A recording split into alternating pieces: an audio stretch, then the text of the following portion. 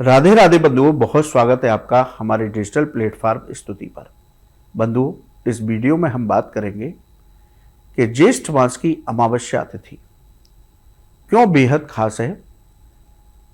14 या 15 जून कब सोमवती अमावस्या को पर्व मनाना शुभ होगा, इस दिन हमें किस विधि से पूजा करनी चाहिए, ये सभी चर्चा इस वीडियो में करेंगे। देखिए बंधुओं, इस साल ज्येष्ठ मास में अधिक मास भी था और अधिक मास के संयोग में अमावस्या तिथि है। और अमावस्या तिथि कब है, आइए जानते हैं। वैदिक पंचांग के अनुसार ज्येष्ठ अधिक मास की अमावस्या तिथि 14 जून 2026 रविवार को दोपहर 12:19 पर शुरू होगी। अमावस्या तिथि का समापन 15 जून सोमवार के दिन सुबह 8:23 पर होगा। उदया तिथि के अनुसार अधिक मास अमावस्या का पर्व 15 जून सोमवार के दिन मनाना शुभ होगा। सोमवार के दिन अमावस्या होने की वजह से इसे सोमवती अमावस्या कहा जाएगा। इस साल ये बेहद दुर्लभ संयोग बन रहा है कि जब अधिक मास है और उसमें भी सोमवती अमावस्या आ रही है, तो शास्त्र कहते हैं कि सोमवार के दिन पड़ने वाली अमावस्या का विशेष महत्व है। इस दुर्लभ संयोग में पूजा पाठ स्नान दान करने से साधक को अक्षय पुण्य की प्राप्ति होती है, उसकी सभी मनोकामनाएं पूर्ण होती हैं। बंधुओं, दूसरा संयोग है कि इस अमावस्या पर मासिक संक्रांति का भी पर्व बन रहा है, यानी कि सूर्य राशि परिवर्तन करेंगे और 15 जून को वह मिथुन राशि की संक्रांति होगी, मिथुन राशि में गोचर करेंगे। इसके साथ ही सोमवती अमावस्या के दिन सर्वार्थ सिद्ध योग और अमृत सिद्ध योग का भी दिव्य संयोग बन रहा है। ज्योतिष शास्त्र के मुताबिक इन सिद्ध योग में पूजा करने से, तर्पण करने से साधक को कई गुना फल की प्राप्ति होती है।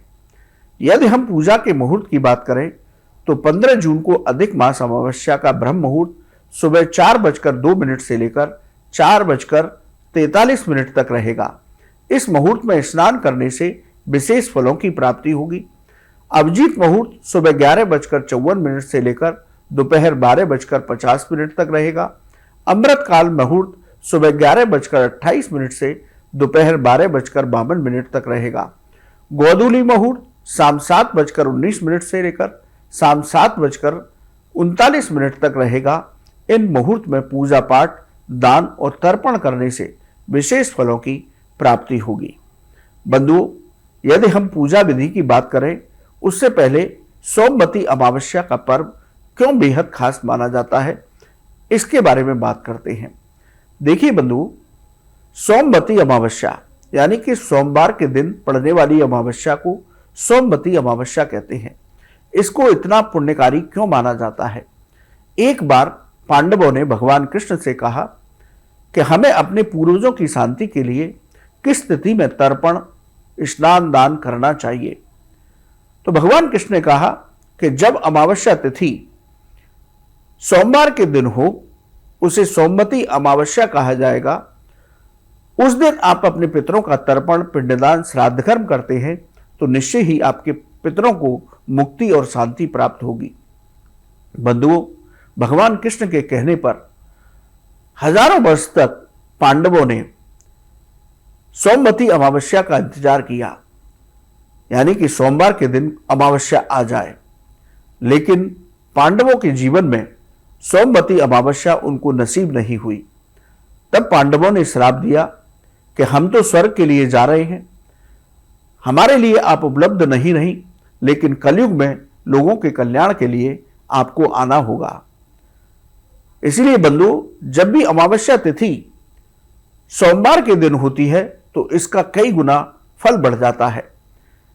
सोमवती अमावस्या का फल यह है कि इसमें किए गए स्नान दान पूजा पाठ का साधक को अक्षय पुण्य प्राप्त होता है। इसमें अपने पितरों के लिए तर्पण, पिंडदान, श्राद्ध कर्म किया जाए तो उनको मुक्ति और शांति प्राप्त होती है और साधक को उनका आशीर्वाद प्राप्त होता है। तो इसलिए सोमवती अमावस्या, और वो भी अधिक मास में, तो इस साल बेहद बेहद शुभ संयोग है। महासंयोग है। तो इसमें आपको स्नान दान, पूजा पाठ और अपने पितरों के लिए तर्पण, पिंडदान, श्राद्ध कर्म अवश्य करना चाहिए। आइए जानते हैं कि किस विधि से आप पूजा करें। देखिए बंधुओं, यदि आप सूर्योदय से पहले ब्रह्म मुहूर्त में स्नान करते हैं और व्रत का संकल्प लेते हैं तो बहुत उत्तम है। यदि नहीं कर पाते तो सूर्योदय से पहले कम से कम स्नान करें। गंगा, यमुना या किसी पवित्र स्थल पर स्नान करने का अवसर प्राप्त होता है तो ये आपके लिए बहुत उत्तम है। स्नान करने के बाद शुद्ध वस्त्र पहने, महादेव का रुद्राभिषेक करें, भगवान विष्णु का गंगा जल से अभिषेक करें। यह शालिग्राम शिला है तो उसका पंचामृत से अभिषेक करें। चंदन और सुगंधित फूलों से भगवान शिव और श्री हरि का श्रृंगार करें।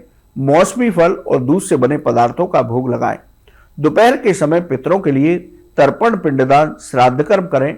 अपनी सामर्थ्य के अनुसार ब्राह्मण और गरीबों को दान करें। गाय, कुत्ता, कौवा और चींटियों के लिए भोजन निकालें, इनको भोजन कराएं। अधिक मास की ये सोमवती अमावस्या किसी वरदान से कम नहीं है, तो इसलिए आप बड़ी श्रद्धा भक्ति के साथ अपने पितरों के लिए भी श्राद्ध कर्म अवश्य कीजिएगा, जिससे उनका आशीर्वाद प्राप्त हो। यदि आपके जीवन में पितृदोष है तो उसकी भी शांति होगी। बंधुओं, अधिक मास की अमावस्या के दिन हमें कुछ कार्य भूलकर भी नहीं करने चाहिए, और इस बार तो सोमवती अमावस्या का संयोग है। इस संयोग में आप घर में क्रोध और कलेश करने से बचें। यदि घर में आप क्रोध, कलेश करते हैं तो आपके पितृ और माँ लक्ष्मी असंतुष्ट होती हैं, देवता वहां वास नहीं करते, इसलिए आपको बहुत बड़ी हानि हो सकती है।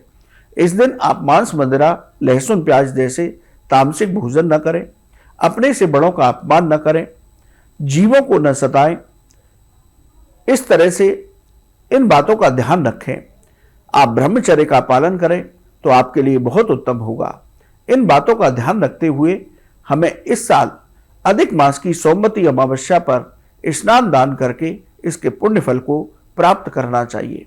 बंधुओं, ये बहुत बड़ा महासंयोग इस समय किसी वरदान से कम नहीं है, और ये इस साल प्राप्त हो रहा है क्योंकि अधिक मास हर 3 साल के अंतर पर आता है। और सोमवती अमावस्या जिसका पुण्य पांडवों को भी प्राप्त नहीं हुआ, कलयुग में आपको उपलब्ध हो रहा है, तो इसका लाभ अवश्य उठाइए। बंधु, आपको ये वीडियो कैसा लगा आप कमेंट बॉक्स में लिखें। राधे राधे। क्या आप जानते हैं श्री कृष्ण ही काली है? क्या आपको पता है राधा जी ने श्री कृष्ण के सामने कौन सी 3 शर्तें रखी थी? क्या आप जानते हैं कि द्रौपदी पिछले जन्म में कौन थी और उन्हें 5 पति कैसे मिले? स्तुति चैनल पर सोमवार से शुक्रवार हम लेकर आ रहे हैं ऐसी ही पौराणिक और रहस्यमय कहानियों की खास सीरीज, जहां हर कहानी में छिपा है धर्म, रहस्य और जीवन का गहरा सच। तो अभी स्तुति चैनल को सब्सक्राइब कीजिए और इस अद्भुत सफर का हिस्सा बनिए।